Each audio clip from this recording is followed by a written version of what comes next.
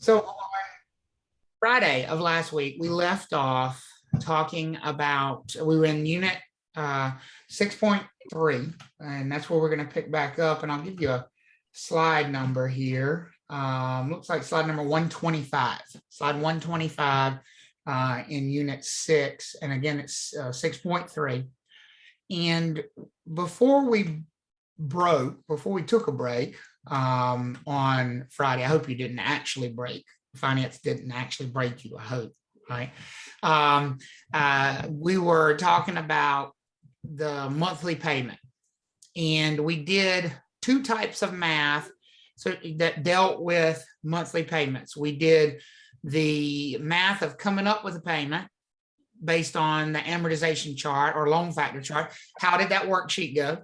How were we on the worksheet for loan factor and amortization chart? Pretty good? Just about everybody turned it in. I know a couple who didn't. Just a couple did not, but sounds like most Mhm. good. So as long as we're good on that. And then the other type of math that we did, which deals with the monthly payment, is interest paid over the life of the loan. Remember, that's calculated using that monthly payment as well. And hopefully you were all okay on that. Today, we want to deal with taking that interest on the loan and dealing with just the interest piece, only the interest piece. And in some ways, really narrowing it down, because the math we did last week, which was coming up with the monthly payment, or then taking that monthly payment and figuring out how much interest was paid over the full life of the loan, sort of big picture stuff. Now we want to get down into the weeds, and we want to talk about the interest that's being paid on these loans, either annually or monthly or daily. And that's called simple interest. And that's where we come up with one of our favorite formulas, the T-bar. And so whenever you're calculating simple interest, the formula gives us annual. It's important to pay attention to that word, annual interest. Annual interest means interest for an entire year. And the way we're going to calculate annual interest is to know the principal amount or outstanding balance, because that's going to change over time. So if we're calculating the interest that's due or being paid on that loan at any point in time, we want to know the balance of the loan at that moment. And we want to multiply that times the annual interest rate, which is not going to change unless it happens to be an adjustable rate loan, which we talked about last week. But for all of our math calculations, they're going to be fixed rate loans. So luckily, they're not going to ask you to do any math calculations with anything adjustable rate. So just a very simple question. And I will tell you, this is not what you could expect to see on a test, but this is building block that we need to get past along the way. It says $125,000 loan is issued at 8.75% annual interest. How much is the annual interest charge? So what is the annual interest charge on this loan if we're borrowing $125,000 at 8.75% interest? Well, we can bring that, oops, sorry, I didn't mean to do that. We can bring that $125,000 right over here. There's our loan balance. And then, of course, our interest rate is going to go to the other side of the T-bar formula. And since those two are side by side, it's just multiplication. That's $10,937.50 for annual interest. Does that make sense for everybody? I love interest. Yes. Very straightforward. I don't love paying it, but I like calculating. All right, and that's exactly the thing. I will tell you though, in the real sense of things, that's a pretty useless number. And I'll tell you why it's a pretty useless number. We don't make annual payments on these loans. These loans are paid how often, folks? Monthly. Monthly. Right? We're going to be making monthly payments. So the number that's really going to matter a lot more than annual interest is monthly interest. However, we don't have a formula that gets us directly to monthly interest. The only thing we can do when we want to go to monthly interest is get the annual and then break it down into monthly.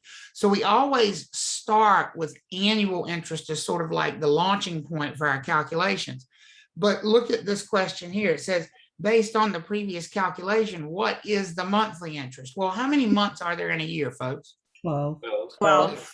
So to break that annual interest down into monthly, you're simply going to take that $10,937 annually and divide it by 12. That gives us $911.46 in monthly interest.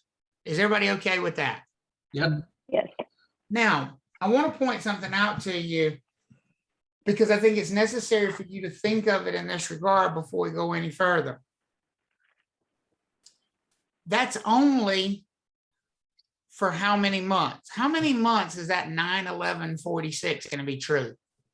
9. Right. 12. 12, I mean. 12. How about just one? Well, that's right, because the principal balance goes down. Oh, yes. And see, that's why I got to do that, because I need you to come to that conclusion in your own brain, right? What's going to be different next month that's going to make this math all different? The The principal. loan balance is Principal going to balance. The reduce. loan balance. The loan balance should be less, correct? Yes. Yep. And so Just next, a little. just a little, won't be much, but even just a little helps because that's a little bit less that we owe interest on. And so therefore the monthly interest. So when you're talking about monthly interest, doesn't that have to be recalculated on a monthly basis? Yeah. Every single month, it's going to be a different amount. Yes. Yes. Okay, good. So look at this one. It says a $218,000 loan is issued at 6.25% annual interest. How much is the monthly interest charge? Well, we can calculate annual interest. We can't calculate monthly, but we can calculate annual because we know the $218,000 loan balance and we know the interest rate. And that's where we come up with the $13,625 in annual interest. But again, that's not really a meaningful number. We probably are going to right away break that down into monthly. Sometimes right away, we're going to break that down into daily, but in this case, it wants monthly. So we divide it by 12, and that gives us $1,135.42 in monthly interest. And again, for how many months? 1. First month, 1 month. Just that 1 month, just that 1 month. Because what's going to happen is this number right here is going to be different in month number 2. Mm-hmm. It might only be 217,800, but it's going to go down a little bit. Mm-hmm. And Travis, Yes. so last week we were talking about, PI payments, PITI payments. Your monthly payment's going to stay the same, just for people who are like me and didn't understand this starting out. So your monthly payment's going to be like $500 a month. It's never going to change. But the amounts that go towards principal and interest are going to fluctuate. They're going to slowly contradict each other. Well, and that's where, and I know I use this, thank you for pointing that out and bringing it up. That's where I use that teeter-totter sort of visual. If you think about the payment as being sort of on that teeter-totter where you have you've got the principal and the interest. Well, every month, the amount that's going toward interest is going to do what, folks? Go down. Go down. That means every month the amount going toward principal of that same payment, because that payment's going to stay the same every month, right? So if the payment stays the same, but the amount going toward interest starts to come down, what happens to the other side of the teeter-totter? What happens to the amount going toward the principal? Principal goes up. Principal goes up. And so every payment is a little bit better for the borrower and a little bit worse for who? The lender. Lender. The lender. That's exactly right. What's the best payment of the whole loan from the lender's perspective? The interest. The first payment.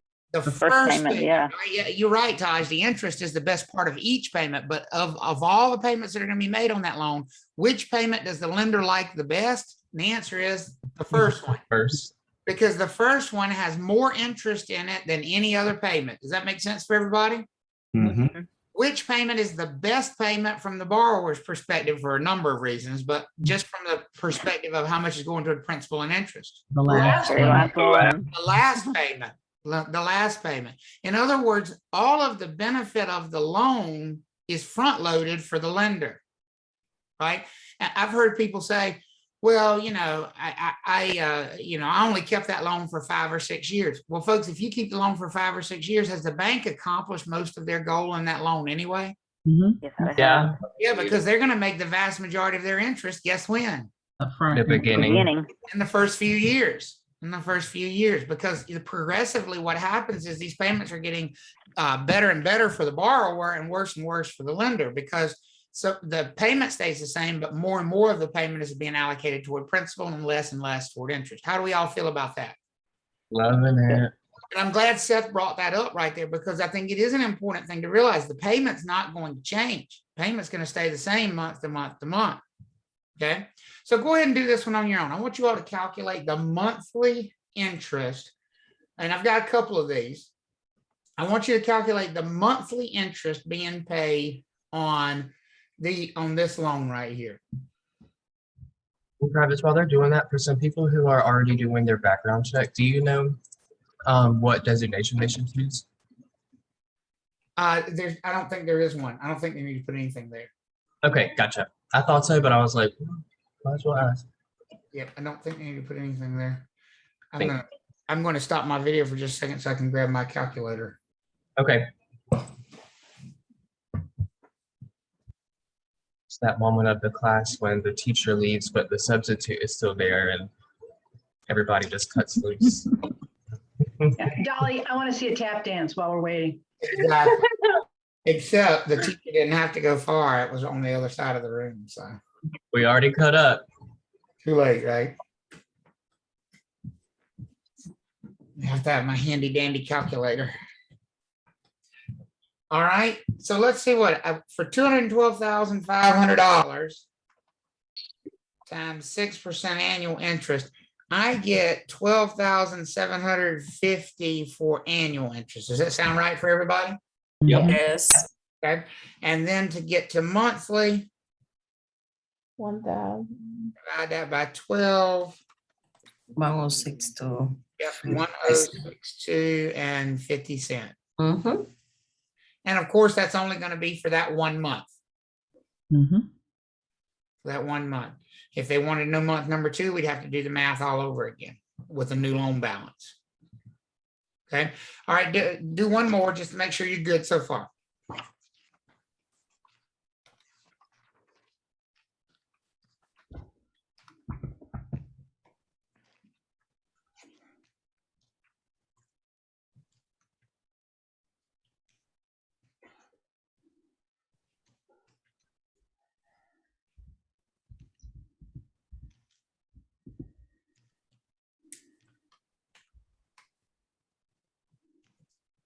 Seven or 16. Yes. Yep. 706, 10 or 11, either one. Everybody pretty good on that Yes. for monthly? Good. Very good. Pretty straightforward, right? Nothing too complex about that. Yeah. Okay.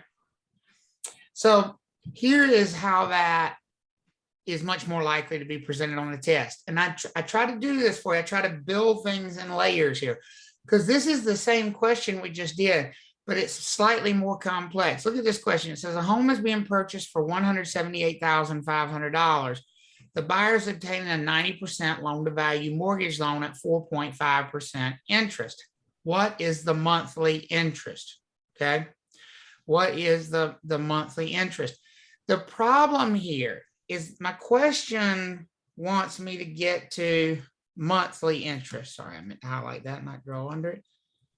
The question wants me to get to monthly interest, but I cannot get to monthly interest without first knowing a loan amount, so I can get the annual interest on the loan. And they didn't give me the loan amount. Does everybody see that that's a problem in this question right here?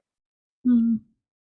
That I do not have the loan amount. It says I am purchasing for $178,500. See, right away, folks, that should be like a red flag. we're doing interest calculations. We're doing loan calculations. Does the purchase price matter at all when we're talking about loan calculations? No, not at all. No. What matters is the amount No. borrowed, right?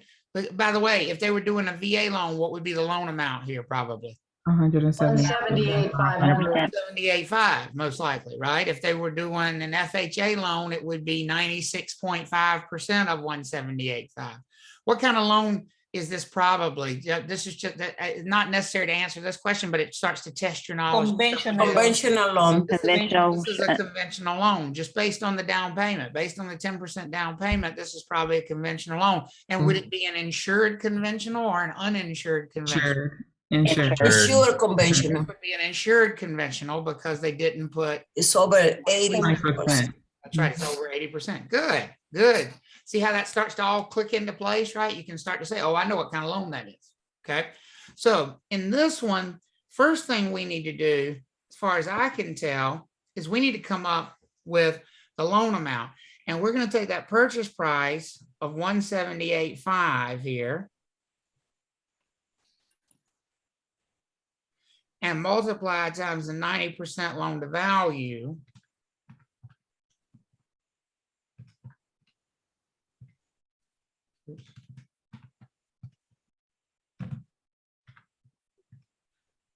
I got 166.50. How does that sound for a loan amount? Yes. Everybody okay with that? Yes. Yep. Okay.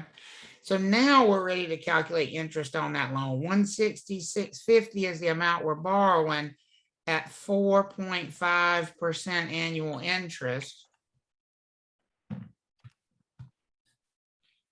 Looks like $7,229.25 annually to me, right?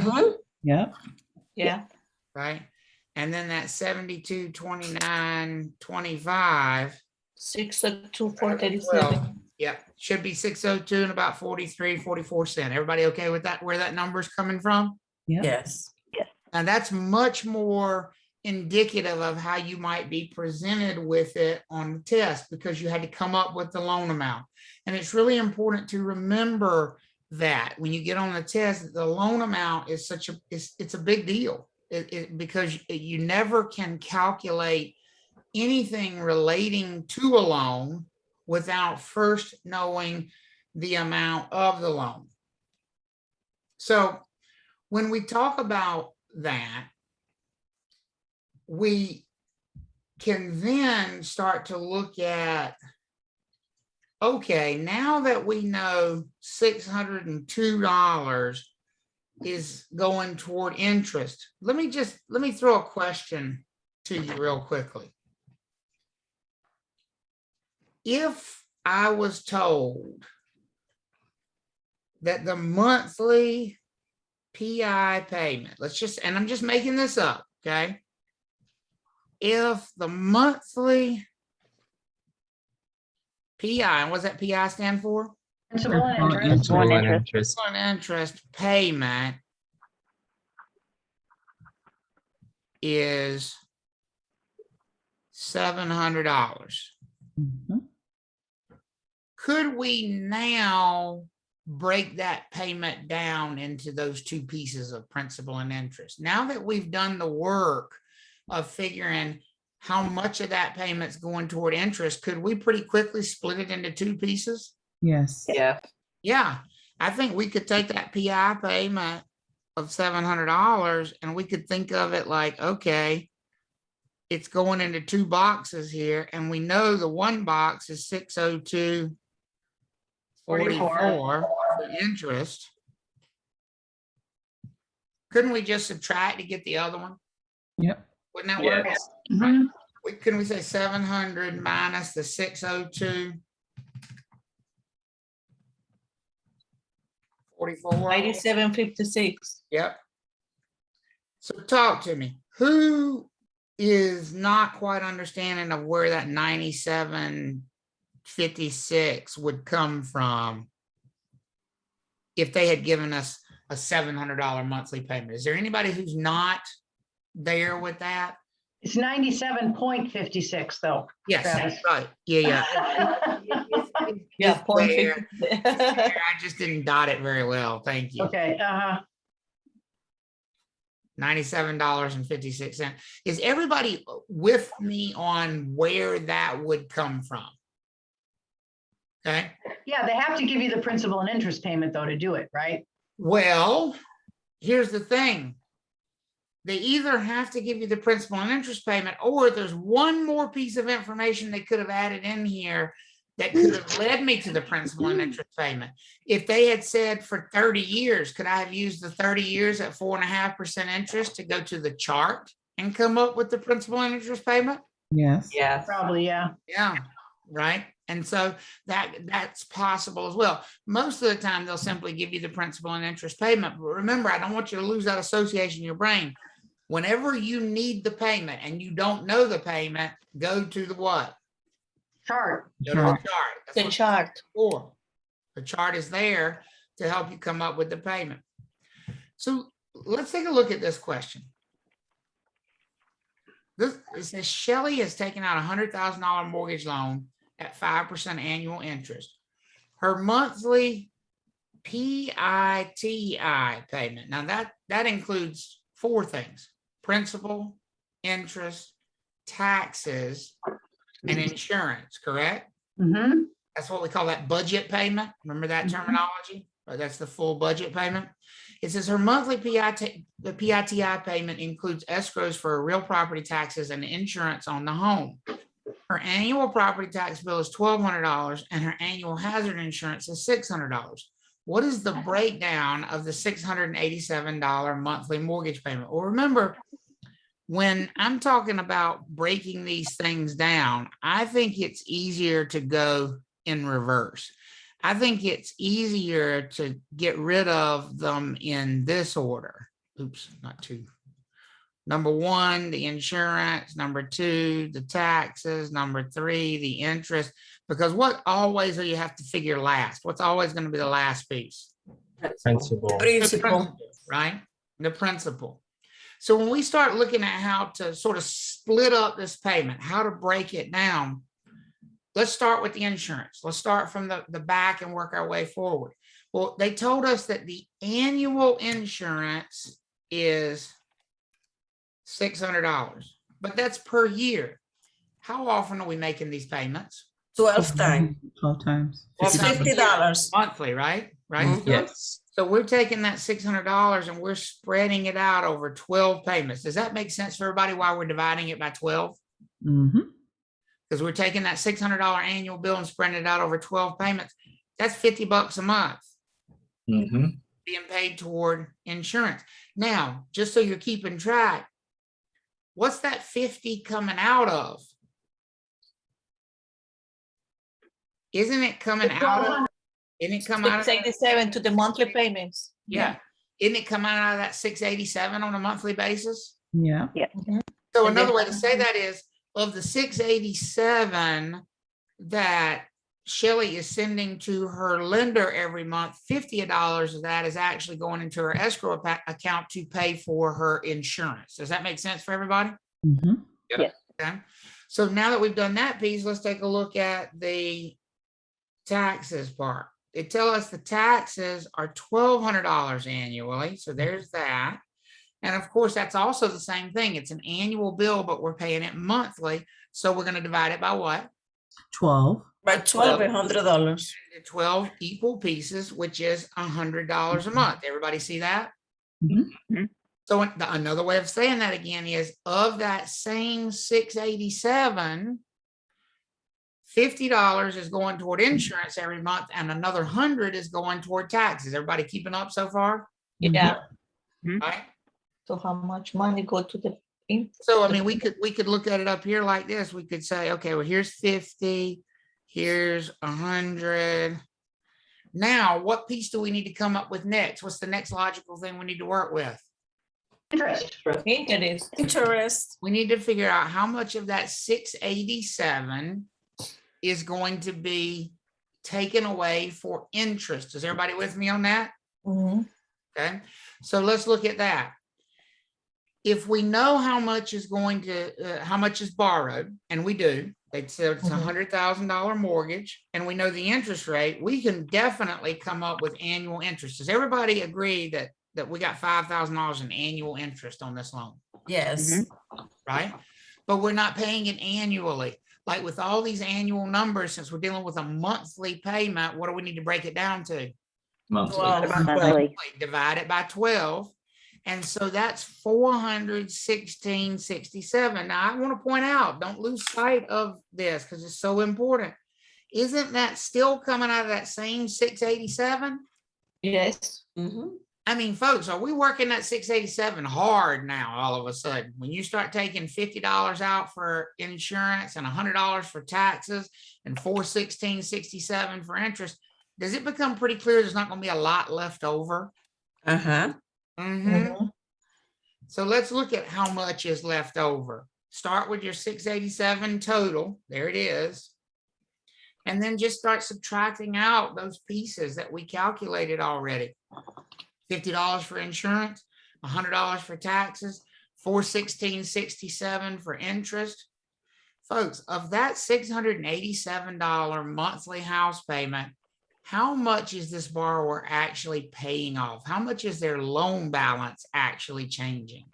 120.33. 133. $120. That's it. See, they think they're doing something. Man, I'm paying off $700 a month.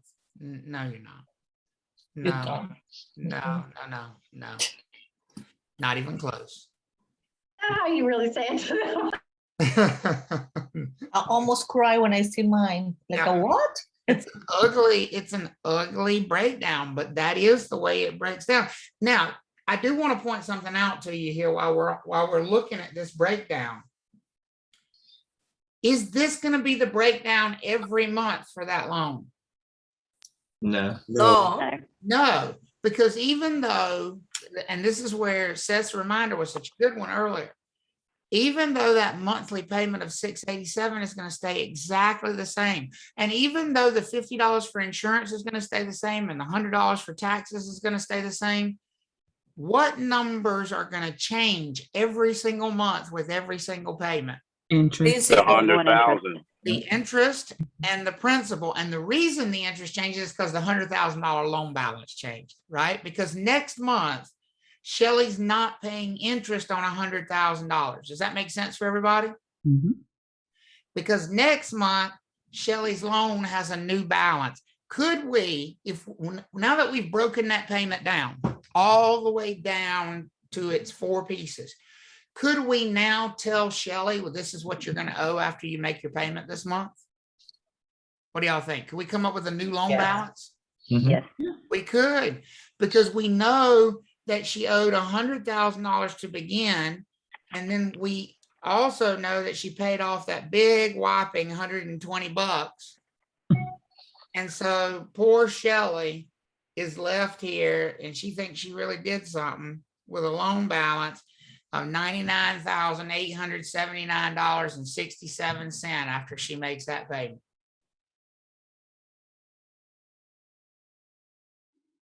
So now, seriously, I know I ask this all the time, but I really mean it at this juncture because I don't want to move forward until I know that you feel comfortable with where those numbers come from, how we were able to take that beginning loan balance and break that monthly payment down into 4 pieces and get down to, okay, this is how much Shelley's actually paying off. And so therefore, this is what she's going to owe after she makes that payment. Mhm. Are we all good with that? Mhm. Yes. Good. Fantastic. Fantastic. I think you should if you're good with that, you should feel like super accomplished. Do you know, like, I bet 5% of Americans tops know how their loan balance is calculated on any given month, right? This is a huge sort of thing just from a consumer's perspective to all of a sudden understand, okay, now I get it. I know where those numbers are coming from. So now let me throw out the practical question for you. It's not going to be on the test, but now I want to throw the practical question. It was asked last week. I think William asked it last week. I'm not sure, but I think it was William. Would making an extra payment make a big difference in paying this loan off. Because remember, an extra payment is how much money? The principal amount. 187. Goes through the principal. If you just said to somebody, oh, you need to make an extra payment, they would pay 687, wouldn't they? Because isn't, from their perspective, isn't that their payment? Yeah. Yeah. Folks, if they sent in an extra 687, would they be way ahead of the game having that whole 687 go toward principal when, as it is, only $120 a month is going toward principal? Yeah. Yes. That one extra payment they send in, folks, would have the same payoff power as their next 5 payments in a row all at one time, just by making them one. Thank you for continually reminding me of this. So, I mean, so Yeah, that's why mortgage insurance that you pay, that the borrower pays mortgage insurance. Yep. To amortize the loan quicker, where you make half monthly payments, you make half the payment each 15 days. Yeah. That doesn't work. It's stupid. It is a waste of money because you have to pay them for the service. You just make one extra payment to the principal every year, and that does the same thing. It does the same thing, right? So this is it's a major, I think, sort of enlightening thing for people to understand. Wow, that really does make a big difference. It's not just making, because I think some people think if I make one extra payment, I'm just paying it off a month earlier. No, folks, but that one extra payment, at minimum, you just paid off your loan 5 months earlier, minimum. And that's if you only made one extra payment. If you made one extra payment per year, you don't need to know this. It's not going to show up on the test. You know how many years you take off of a 30-year mortgage by making one extra payment per year? 15.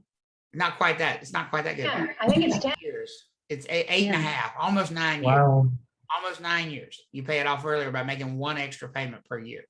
It knocks it down that much. What about a car? Same idea. Same idea. I mean, I would think with a 5-year car loan, one extra payment per year would probably take a year off for the repayment.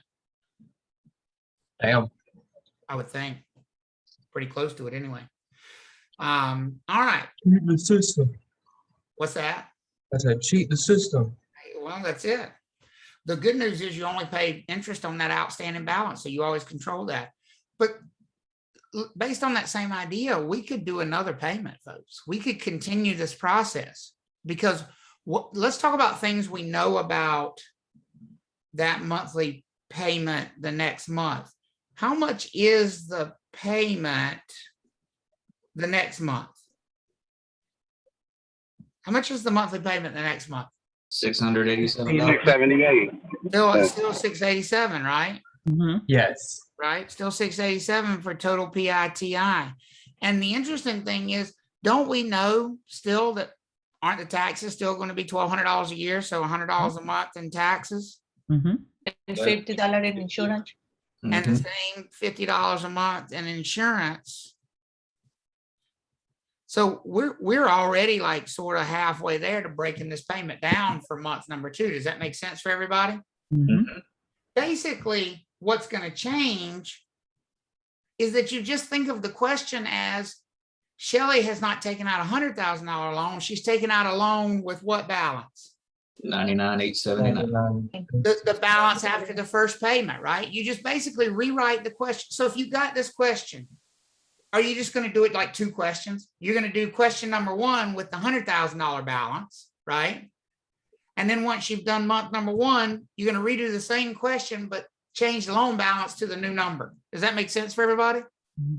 Yes. That's It was all a common mistake for me, which like I said, like Travis said, I don't think it's going to get that in depth, but it is very good to know so that way you don't make that mistake ever. I would always just subtract the same amount for like 3 months and it was wrong. That's exactly right. Here's the thing. It's not going to be $120.33 next month. That number should go which way, folks? That $120.33 should go which way? Go up. It should go up with the next payment because the interest should come down. I'm sorry, I thought that was the interest. No, that's the principal. Yeah, the interest is going to go down. The principal is going to go up. So the 416.67 should go right down, and this one should go up. Does that make sense for everybody? Yep. Okay, so let's look at it. We still got $50 a month in insurance. We still got $100 a month in taxes. but it's the interest that's going to change. So let's look at the interest again. So now we owe $99,879.67. It's still at the same 5% interest. That gives us annual interest of $4,993.98, which if we break it down into monthly is $416.17. Everybody good with that number? Mhm.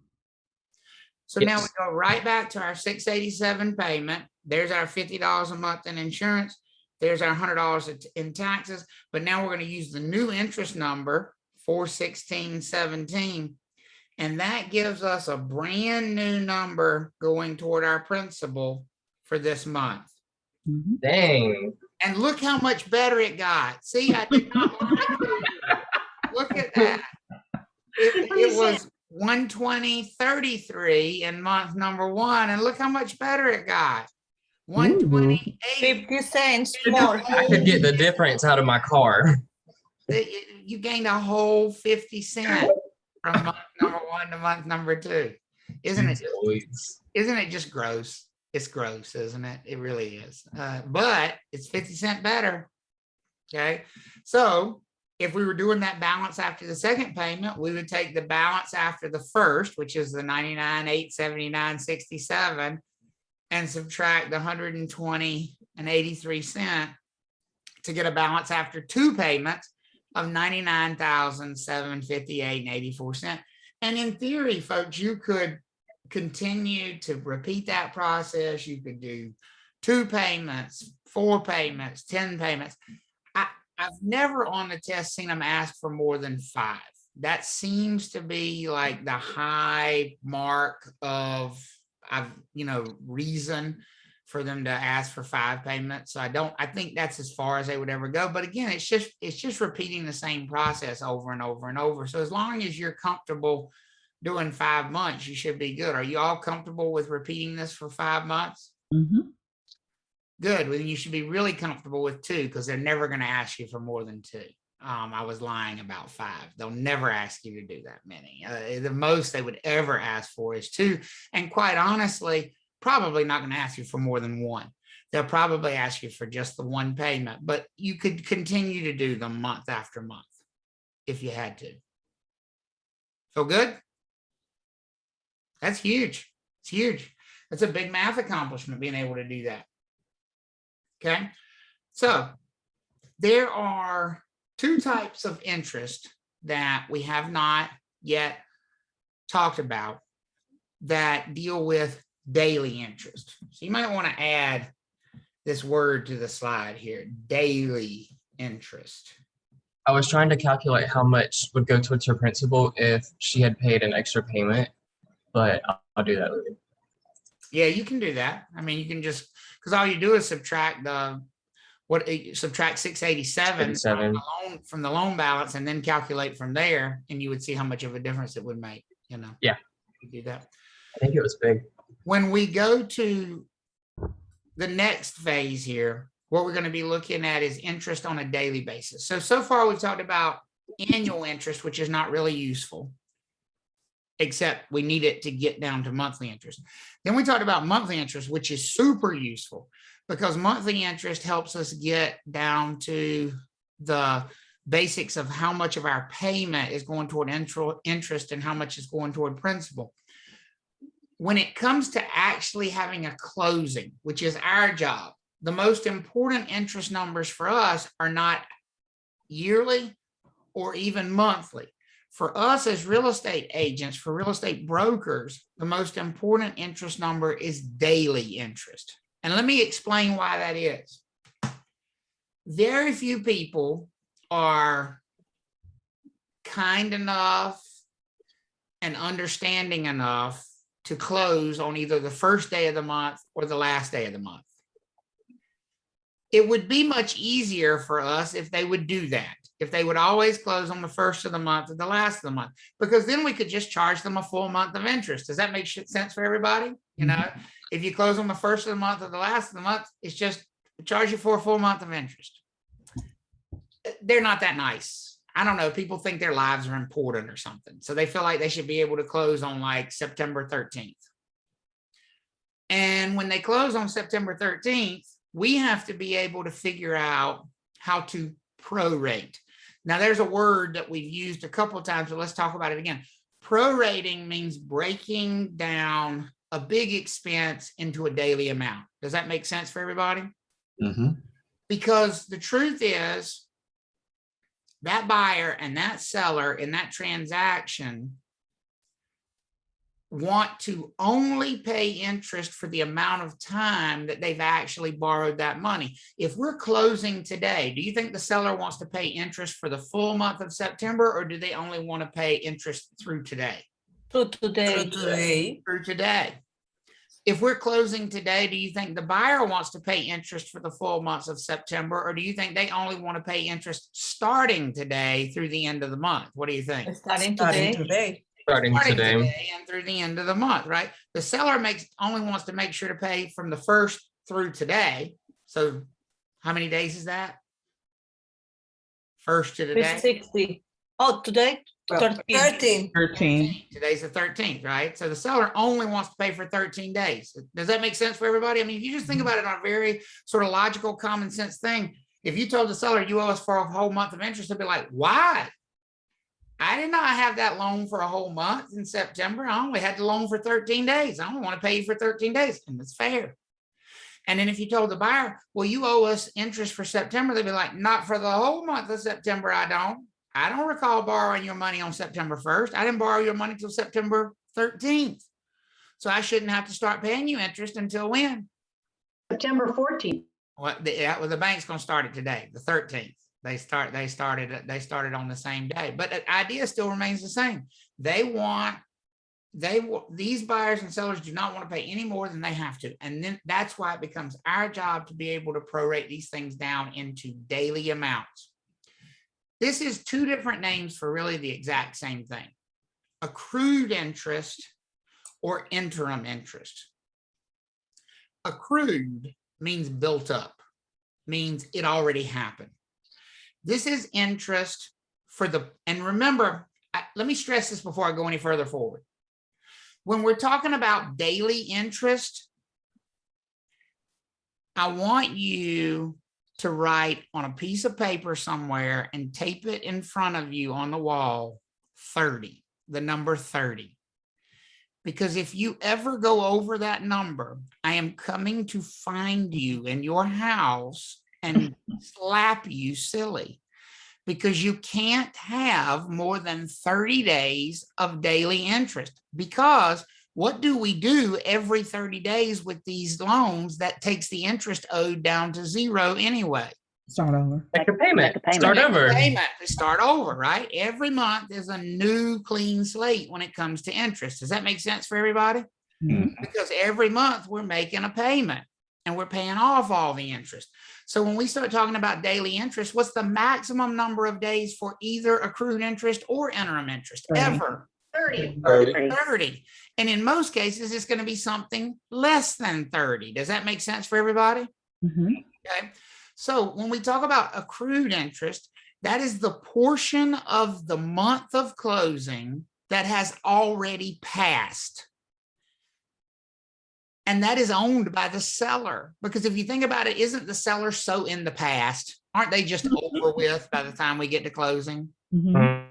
Your time has come and gone, my friend. So if the seller's paying for something, they're paying for stuff that already happened. Fair enough, right? And interim interest is looking toward the future. But again, not too far into the future. Just to the end of what? The 30 days. 30 days. The month. Days. The end of the Mhm. month, right? Just until the end of that month. So that's the buyer's time, because the buyer is all about the future. So it's always going to stay within the same month. So I'm just going to throw this date up here for you, okay? Matter of fact, why don't I look at this next picture? I tried to give it to you visually because I think that helps people. When we have a closing day, so we'll just say right here today, September 30th, or 13th, excuse me, September 13th today is our closing. First thing to remember, these are two different loans. This is not splitting interest between the buyer and the seller on one loan. We're not doing a loan assumption here. In the I don't think vast- we've done the P word yet, right? What? Prorate? Prorations. No, we have not. We have Okay. not. We're not. I'm gonna tell y'all something when we get to prorations, Yeah, we, and it is. but I don't want to do it now. No, you don't. So when you talk about interim interest, accrued interest, you're not talking about one loan that's being split between the two of them. You're talking about two separate loans. Two separate loans. Seller has a loan, the buyer has a loan. The seller has to pay interest that has accrued on their loan up through the day of closing. So what day, knowing banks are greedy, are they going to stop? Are they going to tell the seller, oh, well, you only need to pay us through the 12th? Or are they going to say that you got to pay us all the way through today, through the 13th, because you're not paying the loan off till today? 13. 13. The 13th, right? The buyer is taking out a new loan. Knowing the banks are greedy, do you think the bank is going to let the buyer start paying interest on their new loan tomorrow? Or are they going to start charging interest on their new loan today? Today, Today. So it is So fair. it to- is. to different people. It is fair to say that both the seller and the buyer are going to pay for interest on the day of closing. Does that make sense for everybody? Mhm. Yes. And I know this is exactly what Seth was headed toward. And this is why this is not a proration between these parties. In a proration, you never have these two parties both pay for the same day. Because in a proration, you're splitting something between them. We are not splitting these interest charges between the seller and between the buyer. First of all, their loan balance is not going to be the same. I cannot imagine the seller's loan balance is going to be the same as the buyer's loan balance. Does that make sense for everybody? Mhm. Each person for interest is only going to pay the loan that they are interested in. That's And also, interest is only paid on 30 day for every month. So it's 30 days. So you're only interested in paying 30 days worth of interest. a maximum Max. of 30 days, right? And so we got to Max. figure out how much of that. The other thing about these two loans is these are two different banks. We're not splitting up a bill between a buyer and a seller. The seller's paying a bill to their bank, the buyer's paying a bill to their bank. Is everybody good with that? Yep. Travis, That is, yes. why Sorry. do we add a day to interim interest? Why would you not? It's got to start when, Taj? The day of closing? Day of closing. So how else are you going to count the day of closing? When you get the money, right? That's right. You If start they paying didn't- if interest. lenders didn't collect on the day of closing, can you imagine how much loss that would be for them? That's On right. the billion, hundreds of thousands of. They want interest starting today. So I know what you're trying to do, Taj. You're trying to think hard. You don't have to think hard. Count. If you count with fingers and toes, you'll see why you got to add one. Because if you start counting on the day of closing, it's always going to be one more than it looks like when you're talking about interim interest. Here's what I mean. Mhm. When is the end of September, folks? What date? 30th. 30th? The 30th. Mhm. When's the 1st of September? First. The first? It's not a trick question, okay? So let's talk about accrued. How many days are there from the 1st to the 13th that the seller is going to be responsible for? 13 days. 13 days. 13 days. Let's talk about interim. How many days are there from the 13th through the 30th? Now, 17. you can count them or you can do math. But if you do math, you're going to be wrong. And you're going to be wrong every single time, Taj, because I just heard you do it. Because I'm picking on her now, but what did she do? I'll tell you what she did. Here's what she did. I saw the wheels turning through the computer. 30 minus 13 equals 17. No, it doesn't. No, it doesn't. No, it doesn't. No, it doesn't. No, it doesn't. Because you're not counting the day of closing, do it that way. And that's why whenever you do interim interest, what do you always have to do at the end? Add a Plus one. one. Got a +1 for that day of closing. Here's how you know that's true. Look at what Seth just put in the chat over there, right? If you starting on the 13th, that's day 1, right? And if you count them all the way up to the 30th, how many days of interim interest are there actually on that? Not 17, but what? 18. 18. 18. 18. Does that answer your question, Taj? Yep. Yep. It's always going Because to, naturally, we're supposed to start counting, the thing after. right. Interest is today. Yeah, when you subtract from the end of the month, you're not really counting the day of closing. Okay. So Travis, are you gonna go, does it get as deep as, the seller, when they have you had that 30 days before your first payment and you also have to pay that at closing? No, it does not. It does not. And Alicia asked, just for clarity, should we always include the date of closing in both calculations, accrued and interim? Yes. Perfect question. And the answer is a simple one. Yes, because who pays for the date of closing? The answer is both of them do when it comes to interest. Both. Mhm. When it comes to interest, they're both going to pay interest on the date of closing, but on 2 separate loans. The seller pays interest on their loan up to and including the day of closing. The buyer begins to pay interest on their loan beginning on the day of closing. Does that make sense for everybody? Mhm. Mm-hmm. And I think that's where Very crucial. people confuse themselves, because what they're trying to do is make this about some kind of a handoff between the buyer and the seller. Well, the transaction is a handoff between the buyer and the seller, but the loans aren't. These are 2 completely separate banks, 2 Separate promises. 2 separate promissory notes, 2 separate everything, and both banks are going to want their money on the day of closing.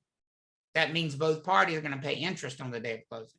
Oh, does that make sense for everybody so far? Mm-hmm. Okay. So when we look at this one, it says, look at a scheduled closing on February 17th. Okay. So we know we're always going from the 1st through the 30th. So talk to me. Accrued interest, February 17th closing. How many days of accrued interest is that for our 17. seller over here? 17. 17 days. Mhm. All right. Now talk to me for my buyer friend over here. How many 14. days of accrued interest is that? I mean, of interim interest is that? 14. 14. 14 days, because if you're going to do the math, you got to do 30 minus 17 equals 13, plus the day of closing is 14 days. Interim interest is always going to be that one where you got to, and you're exactly right, Rachel, you can't think of it like property taxes, because property taxes is a proration between the 2 parties. It's a clean split. The buyer pays up to this point, and then the seller pays up to this point, and the buyer takes over. The problem with interest is 2 separate loans, 2 separate banks, 2 separate promissory notes, and they both collide on the day of closing. So they both have to pay their respective banks on the day of closing. So Travis, my question is, you don't add 1 day to the seller side. You only add 1 day to the buyer side, correct? Because That's the correct. seller is paying through the day of closing and the buyer starts on the day of closing. It just has to do with the trick of math when you're subtracting versus when you're counting from the beginning of the month forward. When you're counting from the beginning of the month forward, you're counting every single day.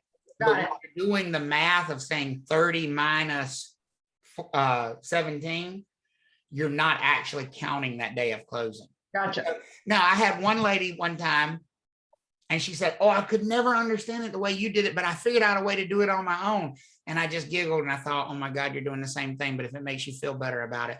She said, "I always subtract 16 instead of 17. That's the way she did it. I'm like, "Ma'am, if that works for you, great. Because it's going to be the same thing either way." Did everybody see what I'm talking about? She would just always subtract the day before closing when she was doing it. She would say, if it was February 17th, she would say 30 minus 16.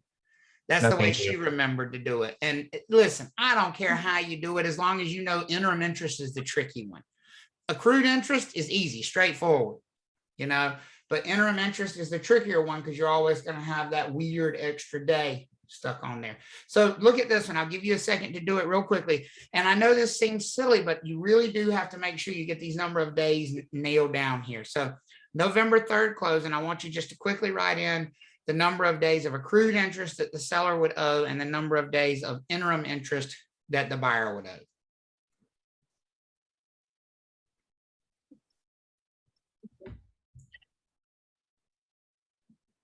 And I'll give you a little hint. One way to always check yourself is add them together. They should add up to be 31 because there's that overlap. Good on the day of idea. closing.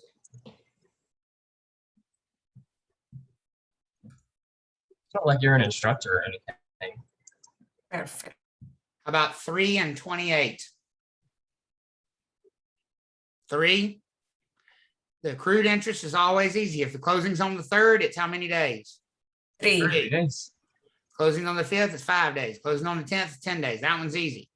The hard one is the other one, right? So you got 28 days on the buyer side. Most people are going to do it as 30 minus 3 is 27, and then plus the day of closing is 28.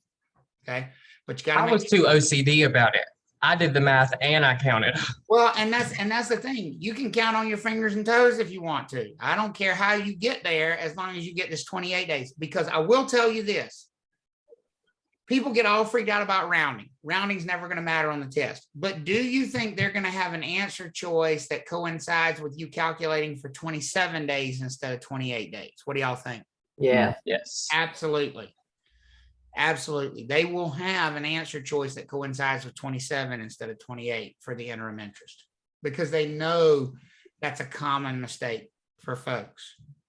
Okay. Does the visual down here at the bottom help? I added that into, I didn't have that in the slides before, but I feel like when you see it and you see that, hopefully see that overlap on the day of closing, that is visually helpful to realize, okay, they both have to pay on that day. That day is like a collision between the two parties when it comes to Yeah, it's got to make an eye when you cross them.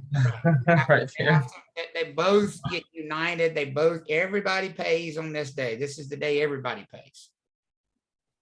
Before that, it's all the seller. After that, it's all the buyer. On that day, everybody pays. Okay. The picture helped. Okay, so look at this Good. question. I want you to take a minute and do this one. It says a property is scheduled to close on July 12th of 2022, and the sellers have an outstanding loan balance of $352,050 as of their July 1 payment. Their loan is issued at a 5% interest rate. Based on this information, how much accrued interest will the sellers owe at the closing? So I want you to take a minute and figure that out. They're just asking for the accrued interest.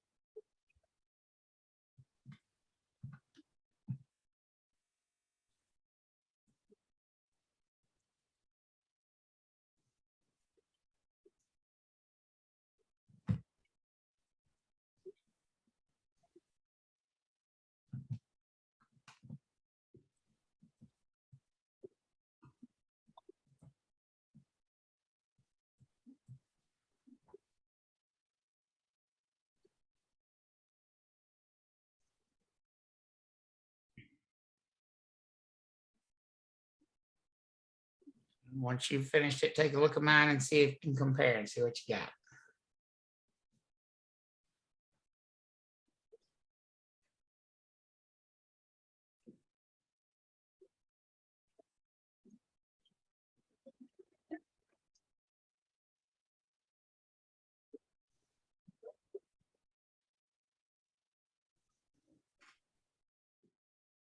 How do we all feel on 586.75? Perfect. Good? Because I came up with basically $48 and about 89 or 90 cents a day and 12 days worth of interest. So if you're 586 and change, you're fine. Whether, you could be, because, depending on if you round it along the way, you could be off by 10, 15, 20 cents here, and that's okay. That's not, that's fine. But somewhere around $586, $586, $587, anywhere in there, you're fine. How we all feel? Mhm. Good? Anybody not okay on that? I want to make sure you're good. Okay, let's check. Let's check one more. Go ahead and do this one. Same idea here.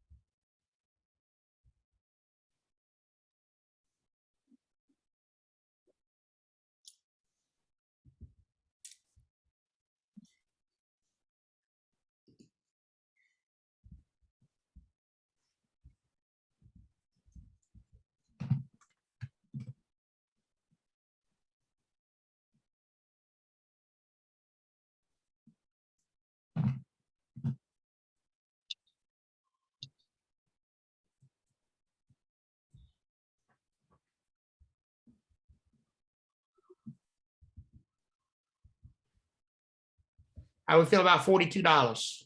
Mhm. 42 bucks, right around there. Awesome. Awesome.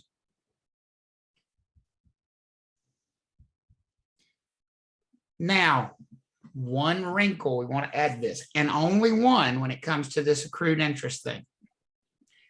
I would suspect on the test, you're going to see a question that says, what is the payoff on the seller's loan as of the day of closing? Folks, that is not a complex idea. Their payoff is simply the balance of the loan plus any interest that has built up as accrued interest. We'll say that again. A loan payoff for a seller is always going to be whatever the balance was on the loan at the beginning of the month, plus any accrued interest. Well, we just figured the accrued interest on a loan, right? What did we figure the accrued interest was on that loan? $42, right? So $42.12 is the accrued interest. What was the loan balance before they started accruing interest? 178,372. 178,372, right? Mm-hmm. Could we just add those together? It couldn't possibly be that simple, right? Mm-hmm. But it is. The seller's balance payoff, 178,414, and about 11 or 12 cents. How we all feel about that?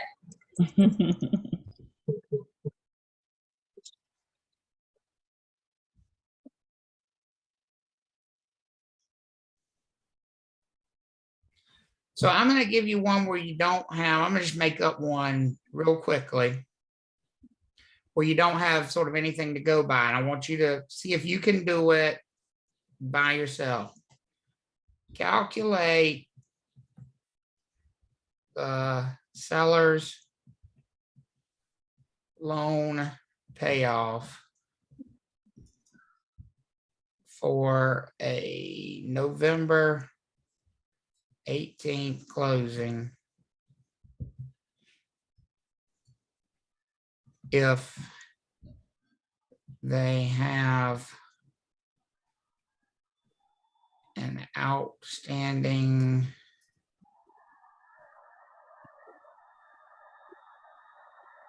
balance, I'm using an espresso machine. 378,450 as of November 1 on their 4.5% interest 30-year loan. Okay, calculate the seller's loan payoff for a November 18th closing if they have an outstanding balance of 378,450 as of November 1 on their 4.5% interest 30-year loan. So I'll give you take about 2 or 3 minutes, and I want you to calculate that loan payoff.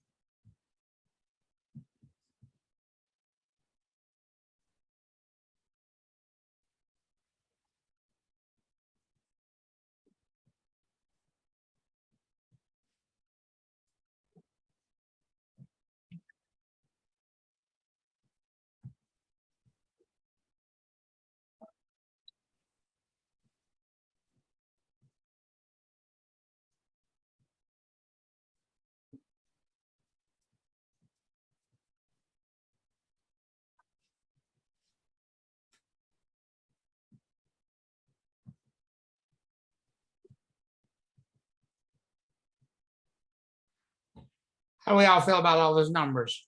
With a total payoff of 379, 301, and about 51 cents or so. How we all feel? Good. Got that on lockdown, and I put the calculations along the way there in different colors for you. So for the red is the calculating the annual interest, which is $17,030.25.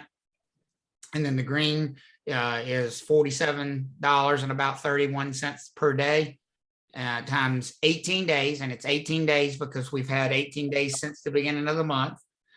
By the way, you don't care that it's a 30-year loan, doesn't matter at all. We've built up $851.51 in accrued interest, and that number just gets added back to our loan balance. So that last calculation, which you don't see here, is the 378,450 plus the 851 and 51 cent accrued,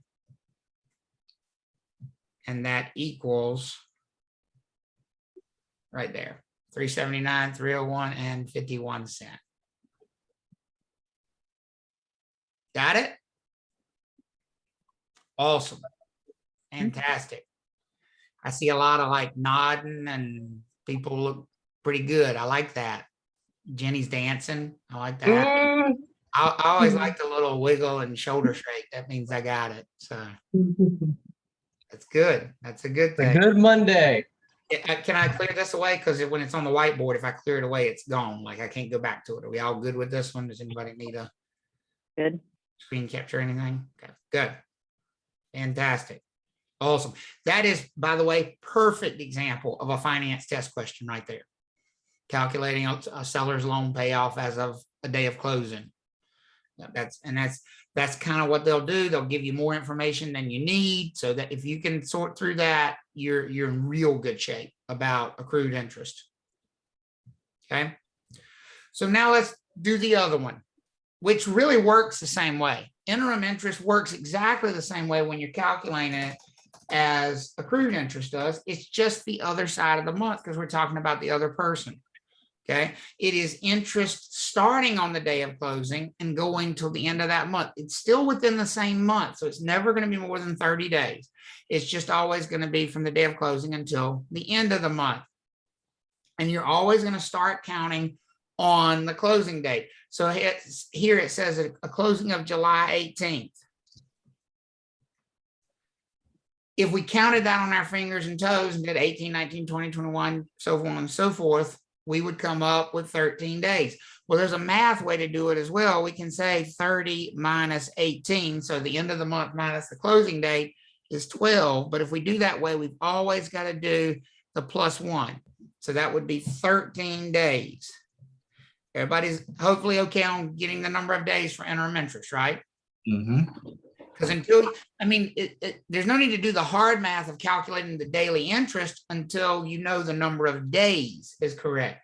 So now that we know the number of days, look at this question. It says Susan is purchasing a new home for $382,000 and obtaining a 90% loan to value loan at 6.25% annual interest for 30 years. The closing is scheduled to take place on April 9th. What will her interim interest debit be on the closing statement? Again, they're throwing words at you to make things more complex. Does the word debit really mean anything here? No, it just means what will Susan be charged, because a debit is a charge. What will she be charged for interim interest on her closing statement? Now, big thing with this question, because I've got this one with the full breakdown for you. Big thing with this question is we did not get the loan amount. So I see right away that's going to be a problem, but let's work our way through it. How many days of interim interest do we have here for this closing? If we're starting on the 9th and we're going all the way to the 30th, how many days 22. do we have? 22. Does everybody see that that's 22 days? Are we all good with that number? Because if you do 30 minus 9, you get 21, but interim, you always got to do the +1. So that's 22 days. 22 days of interim interest. Okay.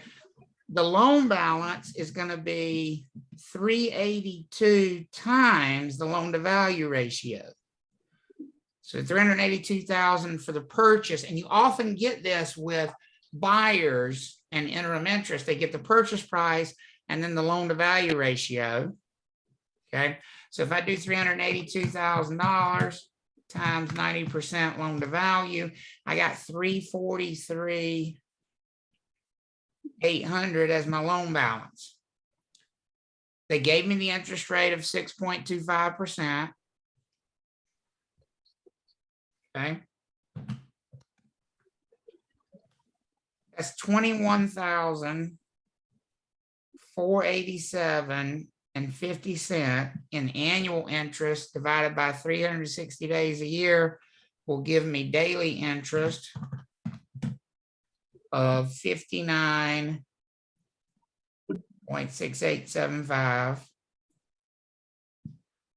And again, we said times 22 days. Is everybody comfortable with 13 and about 12 or 13 cents being the interim interest on this loan? Yeah, that's what I got.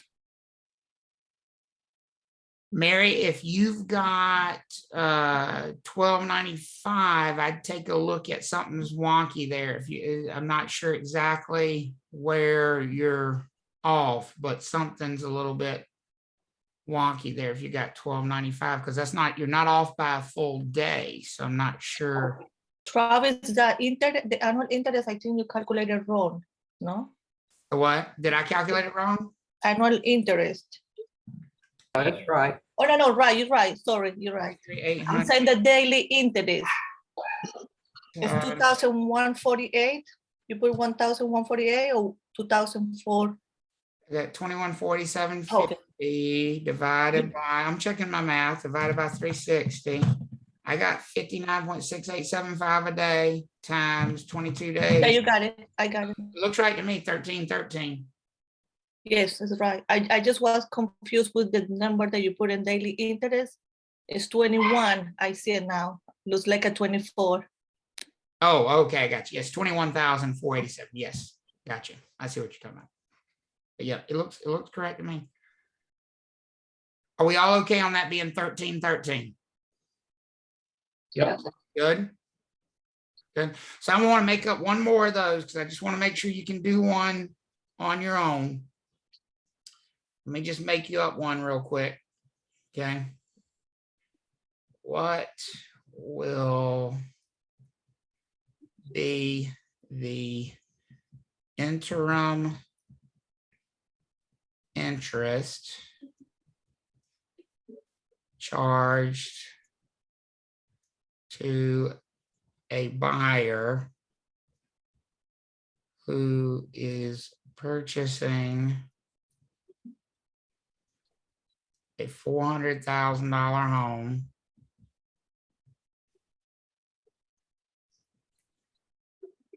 with an 80% loan to value loan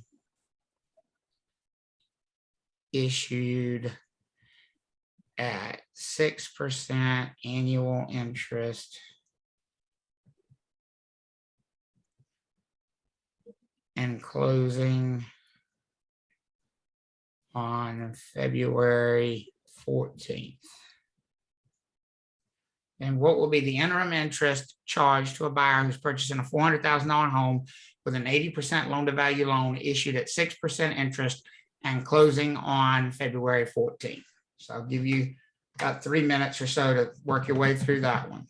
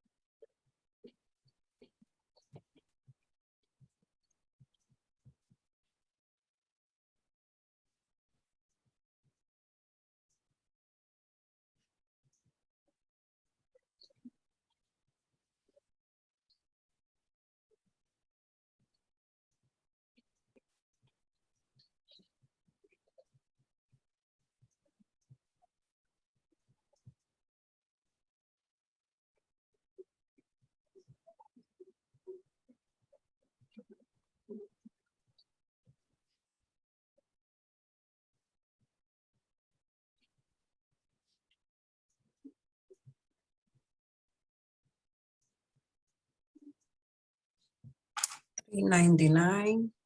Anything around 906, 906, 60, whatever, anything right around. 667. Tell me why you got 17 days if it's closing on the 14th. Wouldn't it be 15 days? No, every month has how many days? 30. They 30. all have 30. I 30 days. chose February specifically for that reason. We do not use an actual calendar. How many days are in the month of February? 30. 30 days. 30 30 days. days minus 14 16 plus 1. plus 1. Plus So 30 minus 14 is 16 plus 1 is 17 days. Mhm. As far as this class goes. For this class, that's exactly right. Using a 360 calendar. Now, if we were using a 365 calendar, obviously you would have done from 28, but for your purpose in here. So 906 and some change. Because like I said, 61 or 67 or 65, or none of that really matters. If you're off by, what I'm worried about is if you're off by $53, because that means you're off by a whole day. Right. Okay. How do we feel? Pretty good? Good. Awesome. Fantastic.